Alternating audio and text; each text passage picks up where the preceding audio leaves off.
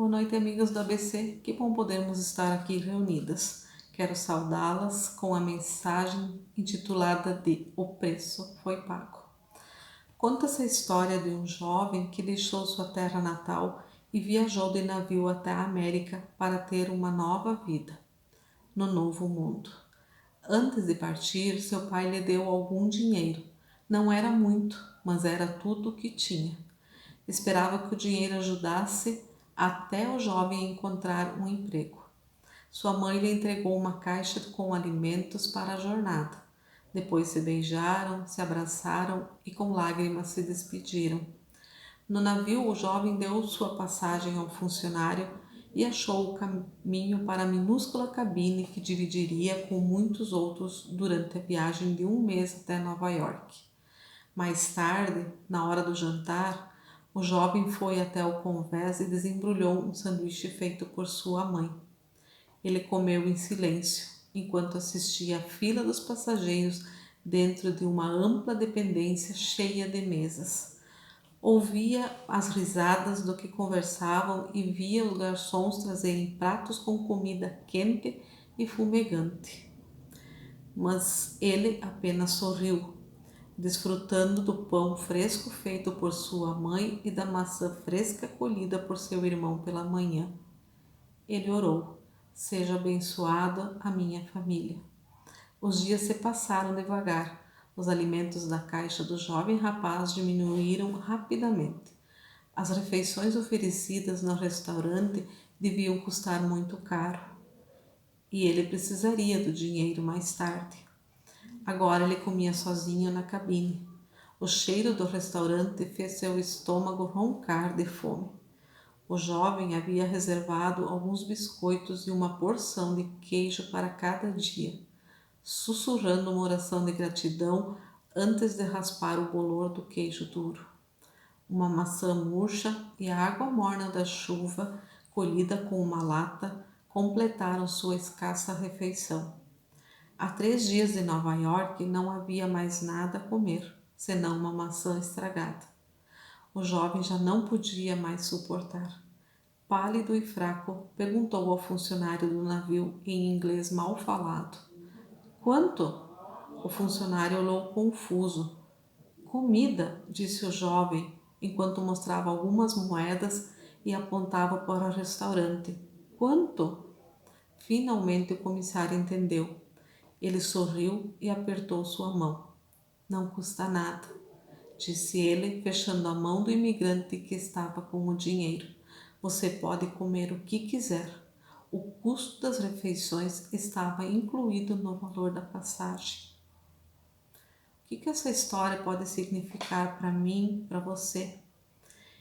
Que a gente muitas vezes pensa que não é digno do amor de Deus. E Jesus passou, já pagou, ou melhor, o preço para podermos estar em comunhão com Ele e com Deus. Então que a gente possa lembrar disso a cada dia na nossa vida. Nós somos dignos sim do amor de Deus. Nós merecemos o amor de Deus, basta buscá-lo. Isso aqui é uma história que está naquele livro que a gente está ouvindo, o livro áudio, né? No coração de Maria, né? No mundo de Marta. E eu quero desafiar vocês que talvez não estão tirando um tempinho para ouvi-lo, a fazer isso. Ele é muito gratificante. Ele mostra para mim, Marta e Eda, né? Que às vezes a gente precisa sim manter as coisas em ordem, mas que a gente precisa ser Maria, aquela Maria que se senta aos pés de Jesus para ouvir da sua palavra, para transmitir também essa palavra a tantos irmãos e irmãs que talvez precisam de um abraço ou precisam daquela palavra que a gente precisa só olhar para as pessoas e dizer: Jesus te ama. Que isso possa trazer conforto ao teu, ao meu coração e daqueles que nos rodeiam. Que Deus nos abençoe, que abençoe agora quem vai trazer a mensagem e que esses programas possam nos trazer muita bênção e muita riqueza espiritual. É o que eu desejo a todas. Olá, amigas do ABC, obrigada Ieda por essa saudação. Eu espero que essa história desse jovem nesse navio tenha falado com você tanto quanto falou comigo, porque eu fiquei refletindo o quanto a gente vive na nossa vida com Deus, exatamente como esse jovem no navio, em toda essa viagem que ele tinha. Ele podia estar aproveitando daquela comida gostosa, ele podia estar com menos sofrimento, podia estar, se deliciando com tudo aquilo que era oferecido, mas porque ele não sabia ao que ele tinha direito, ele deixou de aproveitar de tudo aquilo. Então ele pôde aproveitar a sua passagem e chegar ao seu destino, mas durante o caminho ele perdeu muita coisa. E na nossa vida com Deus é da mesma maneira que nós ganhamos a passagem para a ida para a vida eterna através de Jesus Cristo. E a gente fica aguardando, durante essa viagem da nossa vida, o momento em que a gente vai chegar no nosso destino final. E a gente esquece que durante todo o caminho, esse Deus também já está nos acompanhando. Esse Deus também já está falando conosco, já está querendo nos abençoar, cuidar da nossa vida, nos fazer usufruir de boas refeições, de uma vida transformada. Eu quero ler com você um texto lá de Gálatas, no capítulo 4. Eu convido você a pausar esse vídeo, buscar a sua Bíblia, para a gente meditar juntas sobre esse texto. Gálatas capítulo 4, e nós vamos ler dos versículos 1 até o 9. E lá diz assim: Digo, pois, que durante o tempo em que o herdeiro é menor, em nada difere do escravo, posto que é ele senhor de tudo, mas está sob tutores e curadores até o tempo pré-determinado pelo Pai. Assim também nós, quando éramos menores, estávamos servilmente sujeitos aos rudimentos do mundo. Vindo, porém, a plenitude do tempo, Deus enviou seu Filho, nascido de mulher, nascido sob a lei, para resgatar os que estavam sob a lei, a fim de que recebêssemos a adoção de filhos. E porque vós sois filhos, enviou Deus ao nosso coração o Espírito de seu Filho, que clama Abba, Pai, de sorte que já não és escravo, porém filho, e sendo filho, também herdeiro por Deus. Outrora, porém, não conhecendo a Deus, servis a deuses que por natureza não o são. Mas agora que conheceis a Deus, ou antes, sendo conhecidos por Deus, como estáis voltando outra vez aos rudimentos fracos e pobres, aos quais de novo quereis ainda escravizar-vos? Esse texto fala daquele que é o filho, mas que ainda é muito novo, é muito imaturo para receber e poder ter autoridade sobre a herança do pai.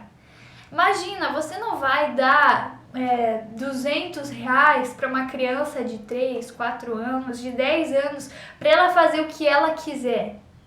Você não vai entregar os seus bens aos seus filhos antes que eles tenham a capacidade de administrar esses bens. E a mesma coisa acontece aqui, o Paulo está contando dessa família onde o filho menor de idade, ele é cuidado por tutores e ele é herdeiro de várias coisas, mas ele ainda é imaturo para receber o direito sobre essas coisas. E o que o Paulo diz aqui é que essa criança que é herdeira, mas que ainda não tem o poder sobre essas coisas, ela é como os escravos. Ela está sob a autoridade do seu pai, e por mais que ela seja dona de todas aquelas coisas, ela ainda não tem liberdade de ação sobre aquelas coisas. E por isso, por causa da sua imaturidade, por causa da sua incapacidade de lidar com aquilo que já pertence a ela, ela se torna como um escravo, mesmo sendo filha. E muitas vezes nós agimos dessa maneira. Nós já temos direito a diversas coisas que Deus nos garantiu através de Jesus Cristo. Nós temos direito aos frutos, o fruto do Espírito Santo, que traz consigo domínio próprio, paz, amor, alegria. mansidão, longanimidade, tantas coisas das quais nós podemos olhar e pensar, eu desejo isso para minha vida. Mas por causa da nossa imaturidade, nós nos tornamos como escravos em vez de ter acesso àquilo que já nos pertence. Em vez de poder agir como filho, como herdeiro, como dono dessas coisas, nós continuamos agindo como escravos, porque nós ainda somos imaturas. Nós ainda não temos discernimento para administrar aquilo que nós recebemos. E Deus quer nos tornar maduras o suficiente para que a gente possa se enxergar como filha dele. Como filha que tem direito a essas coisas e que tem a liberdade para agir sobre todas essas coisas. Às vezes a gente deixa de viver a paz que Deus quer nos dar porque a gente é imaturo e vive alimentando preocupações. Às vezes a gente deixa de usufruir dessa proteção e desse cuidado do Pai, dessa orientação, porque a gente está vivendo como escravo e acha que não tem direito a essas coisas. E vive de uma maneira independente, de uma maneira onde tudo aquilo que a gente faz para o Pai, na verdade, são deveres. E tudo se torna uma obrigação, se torna um peso, e o nosso relacionamento com Deus, ele é envenenado por causa dessa nossa mentalidade de escravos. Porque mesmo sendo filhos, nós agimos como se fôssemos escravos, como se fôssemos alguém que está ali só para servir, que está devendo para o seu patrão, que está sendo obrigado a fazer tudo aquilo, e não numa relação de amor, numa relação de gratidão e de troca e de intimidade com o Pai. E nós vamos ver que o próprio Deus, ele agora faz algo para nos livrar dessa mentalidade de escravo e dessa situação de escravo na qual nós realmente vivíamos antes de conhecer Jesus. Ele envia o seu Filho para abrir um caminho, para poder criar uma nova certidão de nascimento na qual ele vai colocar o seu nome, onde diz Pai. Onde diz que ele é o responsável pela nossa vida, que ele é aquele que vai nos adotar como os filhos. E essa adoção do próprio Deus, ela não é uma adoção só por nome, nos tornamos filhos de Deus, mas nós de fato nos tornamos aqueles herdeiros daquilo que Deus tem para nós. Além do nome de filhos de Deus, nós também temos os direitos de filhos de Deus. O próprio Deus nos adota como seus filhos. Você já tinha pensado sobre isso? Você é adotada como filha de Deus. Eu sou adotada. E não adotada para que nós possamos agora trabalhar para Ele, porque senão nós continuaríamos sendo escravos. Mas adotados para sermos recebidos no seu amor, para podermos estar próximo a Ele. E isso muda completamente a nossa forma de nos relacionar com Ele. Isso muda completamente a nossa motivação em servi-lo e em fazer as coisas que nós fazemos. O versículo 6 nos mostra que, como filhos, nós recebemos o Espírito de Deus em nós. E por isso nós podemos clamar, Abba, Pai, Paizinho. Assim como Jesus falava com o seu Pai, agora nós temos o mesmo direito como filhos de Deus, como irmãos de Jesus. Jesus, ele era primeiro o unigênito de Deus. E depois que ele se entregou por nós, Jesus deixou de ser o único filho de Deus e se tornou o primogênito, o primeiro filho de Deus. Porque todos nós que somos chamados e atraídos por esse amor e nos tornamos filhos, nós também passamos a ser verdadeiramente filhos de Deus. E podemos clamar como Jesus clamava, Abba, Pai, na intimidade com o Senhor, na oração. A nossa oração precisa ser diferente depois que a gente entende e se torna filhos de Deus. Nós não conversamos com o nosso chefe da mesma maneira que nós conversamos com o nosso pai, não é verdade? A menos que o nosso chefe seja o nosso pai. Mas ainda assim existe uma relação de dever, de obrigação e de um respeito muito diferente do que aquela que nós temos com o nosso pai, que nós conhecemos, que nós amamos mais do que respeitamos, que nós temos proximidade e que Ele nos conhece, tanto nas nossas qualidades quanto nas nossas limitações. E nós temos liberdade nessa relação.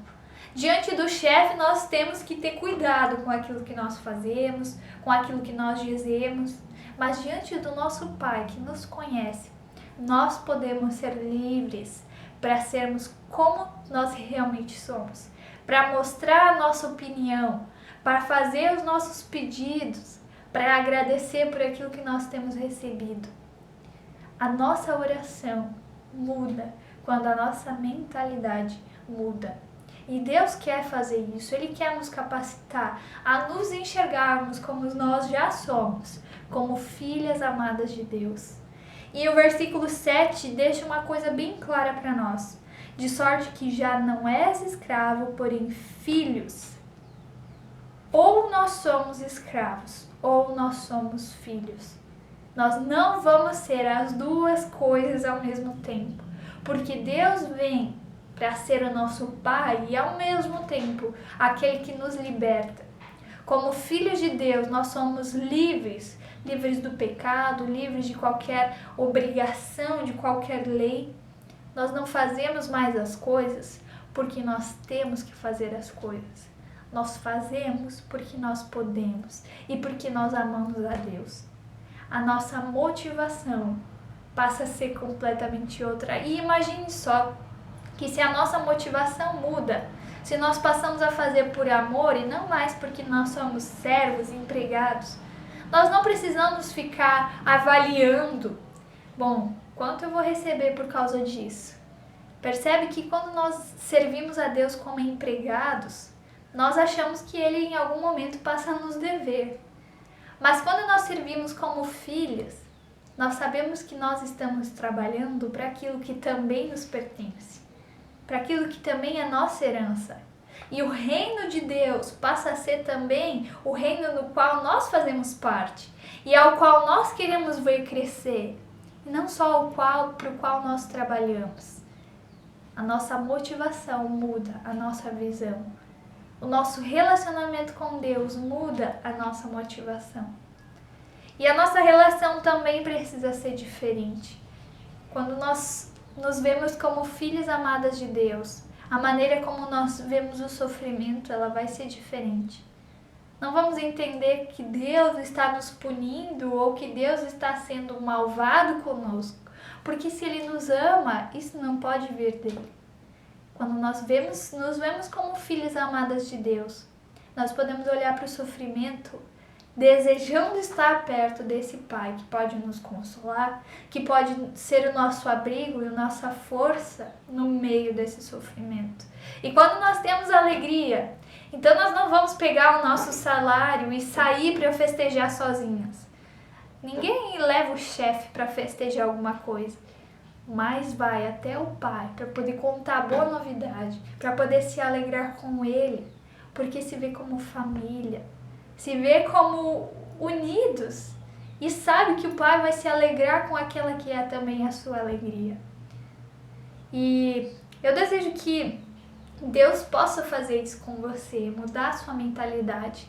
Que nessa viagem até o paraíso, até a vida eterna que Deus já nos deu, essa passagem que já está paga por Jesus, que você não só siga esperando por esse destino, mas que você aproveite a comida que também já está paga na passagem, os direitos que você também já tem como filha de Deus. Ele deseja isso para a tua vida, Ele quer mostrar o quanto Ele te ama. Lembre-se que nós somos filhas adotadas por um Pai de amor. E eu desejo que isso fique tão claro para você, que possa mudar a sua motivação e a sua relação com esse Pai. Vamos ter um momento de oração. Senhor Jesus, nós pedimos e desejamos isso para a nossa vida. Que a nossa mentalidade de escravo, ela possa sair do nosso coração. E que a gente possa se entender como filhas amadas tuas, Senhor. Que tu possa nos ajudar a mudar essa mentalidade, a mudar esses hábitos de escravo, que fica comparando com o outro, que fica calculando o quanto precisa receber em troca. Que a gente possa fazer por amor, sabendo que tudo que nós fizermos é investindo no reino do nosso Pai, que é o reino da nossa herança. Senhor Jesus, liberta a nossa mente de qualquer pensamento de escravidão e nos torna tuas filhas amadas, em nome de Jesus. Amém. Se você tiver alguma dúvida sobre isso, algo para compartilhar, eu convido você a escrever para mim, a escrever para alguém, contando sobre aquilo que você também aprendeu e que você pôde ser liberta, porque agora você sabe que é uma filha amada de Deus. Desejo a você uma boa viagem até essa vida eterna, até o nosso destino. Que possamos ir juntas, mas também acompanhadas, pela certeza de que somos filhas amadas. Amar, eu